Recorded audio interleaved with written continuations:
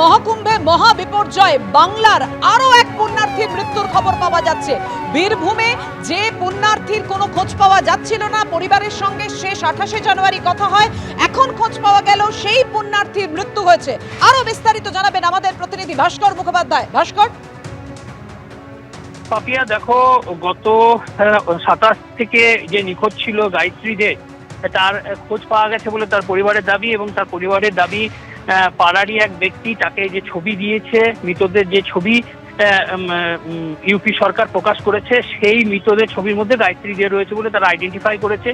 এই মুহূর্তে পরিবারের তরফ থেকে দাবি করা হয়েছে যে গায়ত্রী দে মারা গেছে। তারা এসডিও রামপুরহাটকে জানিয়েছে। আমি এসডিও রামপুরহাটের সঙ্গে কথা বলেছিলাম। এসডিও রামপুরহাট জানাচ্ছেন যে পুরো বিষয়টি আমরা কনফার্ম করার চেষ্টা করছি। পরিবার তরফ থেকে আমাদেরকে জানানো হয়েছে, কিন্তু আমরা সরকারিভাবে পুরো বিষয়টি তদন্ত করে দেখছি যে কি হয়েছে না হয়েছে। কিন্তু একটা জিনিস খুব পরিষ্কার, যে গত 27শে জানুয়ারি ফারাক্কা থেকে 31 জনের একটি দল গিয়েছিল এই কুম্ভ মেলায়। তার সঙ্গে এই গায়ত্রী দেবী ছিলেন এবং তিনি 28 তারিখ সন্ধ্যা পর্যন্ত, তার পরিবারের দাবি 28 তারিখ সন্ধ্যা পর্যন্ত তার সঙ্গে কথা হয়েছে। তিনি বলেছেন সমস্ত কিছু ঠিক আছে।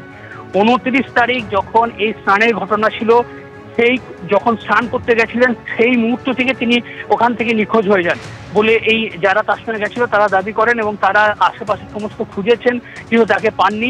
তারপর তারা গতকাল রাতে ফিরে আসেন এবং পরিবারের দাবি যে তারা কোনো রকমভাবে খোঁজ পাচ্ছেন না, প্রশাসনকে জানিয়েছিলেন। অন্যদিকে ইউপি সরকারের সঙ্গে, পুলিশের সঙ্গে যোগাযোগ করার চেষ্টা করেছেন, কিন্তু সেখান থেকে তারা কোনোভাবেই কিছু উদ্ধার করতে পারেননি যে কি হয়েছে না হয়েছে। কিন্তু যে ছবি আজকে তারা পেয়েছেন, সেই ছবিতে দেখা যাচ্ছে যে মৃতদের একাধিক ছবি প্রকাশ হয়েছে, তার মধ্যে গায়ত্রী দেও রয়েছে। এবং তার পরিবার জানাচ্ছেন যে পুরো বিষয়টি তারা প্রশাসনকে যেমন জানিয়েছেন, রাজ্য সরকারকে পুরো বিষয়টি জানিয়েছেন এবং রাজ্য সরকারের সহায়তায় তারা ইউপি যাবেন এবং সেই মৃতদেহ তারা বাড়ি নিয়ে আসবেন।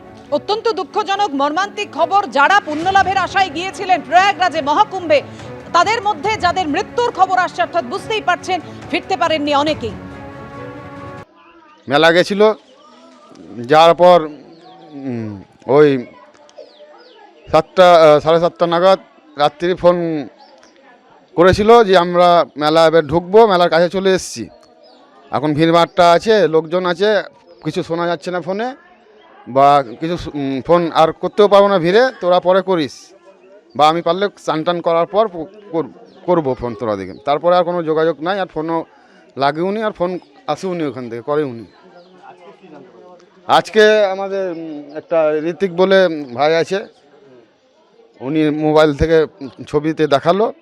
আমি ছবি দেখে, মায়ের চেহারা দেখে, মায়ের কাপড় দেখে আমি চিনতে পারলাম যে হ্যাঁ, এটাই আমার মা মারা গেছে।